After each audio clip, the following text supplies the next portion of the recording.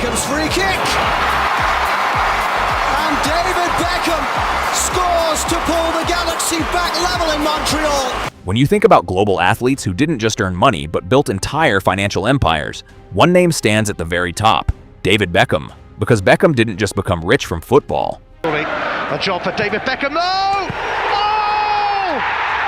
That was brilliant! He became wealthy by understanding contracts, endorsements, and ownership at a level far ahead of his time. What makes his story so powerful isn't just the total number, it's how each phase of his career stacked on top of the next, turning income into leverage and leverage into long-term wealth that continues to grow today. David Beckham was born in London in 1975, raised in a working-class household where football wasn't just a sport, it was a path. His dream was clear early on: play for Manchester United. By the age of 14, he was already in their academy system, developing not just as a player, but as a professional. Beckham! It's a goal! 2-0! This matters because Beckham's early years shaped something that would later define his financial success: discipline, consistency, and an understanding of presentation. Even before the endorsements, even before the global fame, Beckham carried himself like someone who understood he was building more than just a playing career. As part of the legendary class of '92, alongside Ryan Giggs and Paul Scholes under manager Alex Ferguson, Beckham entered one of the most dominant systems in football history. During his early years at Manchester United, his salary was modest by today's standards, starting under $1 million per year and eventually rising into the $6 to $7 million range annually by the early 2000s. But even during this period, Beckham was already outpacing many of his peers financially because of what he was doing off the pitch. By the late 1990s, Beckham had become one of the most marketable athletes in the world. His marriage to Victoria Beckham of the Spice Girls created a global celebrity powerhouse. This wasn't just tabloid attention, it was brand expansion. Companies began to see Beckham as more than an athlete. He was becoming a lifestyle icon. During this time, his endorsement income climbed into the $10 to $15 million per year range, meaning he was already making more from sponsorships than from football itself, something that would become a consistent pattern throughout his career. Then came the move that elevated everything. In 2003, Beckham transferred to Real Madrid, joining the Galacticos alongside players like Zinedine Zidane. His salary jumped into the $20+ million per year range when combining wages, bonuses, and image rights. But the real shift was global exposure. At Real Madrid, Beckham's total annual earnings, including endorsements, reached roughly $40 to $50 million per year. His shirts sold at record levels, sponsorship deals expanded into new markets, and his personal brand became one of the most recognizable in the world. This is where Beckham mastered the concept of image rights, maintaining control over his likeness, his endorsements, and his commercial partnerships, ensuring that he would continue earning independently of his club contracts. But the defining financial move of Beckham's career came in 2007 when he signed with the LA Galaxy. On the surface, it looked like a late career move to a less competitive league. David Beckham, he'll wind up on it!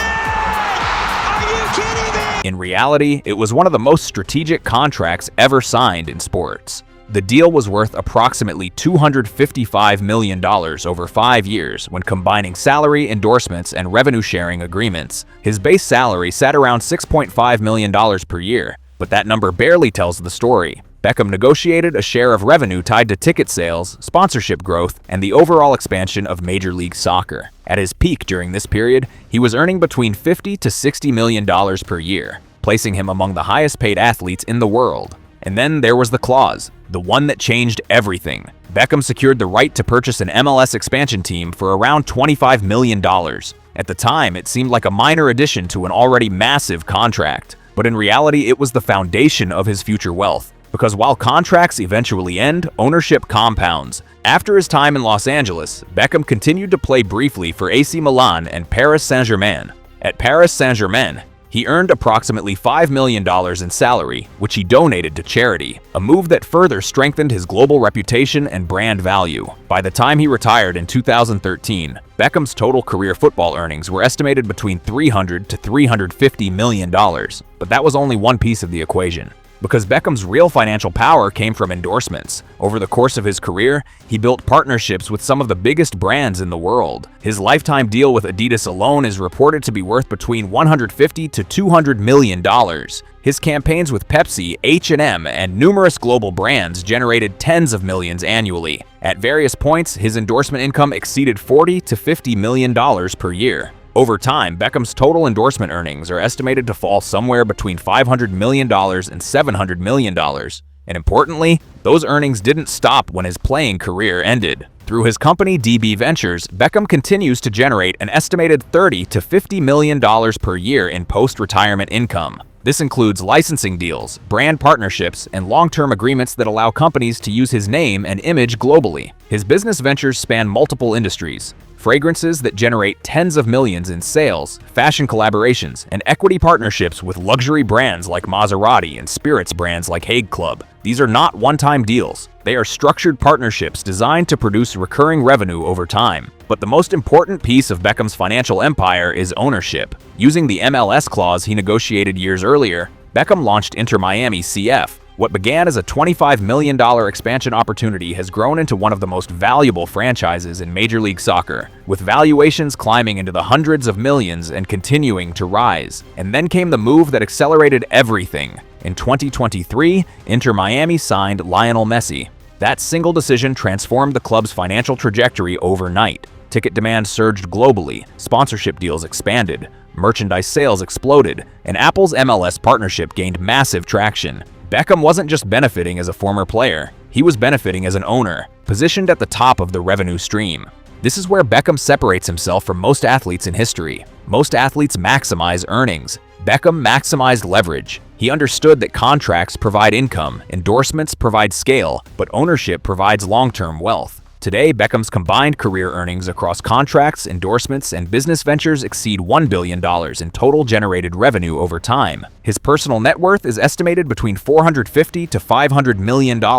But that number continues to rise because his assets, particularly Inter Miami, are still growing in value. And beyond the numbers, Beckham's influence extends into how modern athletes think about money. Today's generation, players like Lionel Messi, Cristiano Ronaldo, and others, are structuring deals with equity, revenue sharing, and brand ownership in mind. That blueprint didn't come out of nowhere. Beckham helped pioneer it. What often gets overlooked, though, is how intentional Beckham was with timing. He didn't just take big deals, he took the right deals at the right moments. Leaving Europe at 31 years old when he still had elite visibility allowed him to bring global attention to the United States market. That decision helped grow Major League Soccer itself, increasing franchise valuations across the board. In a way, Beckham didn't just benefit from the league, he helped build the asset class he would later own. That's a completely different level of thinking. He wasn't just asking, what can I earn right now? He was asking, what will this be worth in 10 or 20 years? And that long-term mindset continues to pay off today. As media rights deals expand, as global streaming grows, and as football's popularity rises in North America, the value of assets like Inter Miami continues to climb.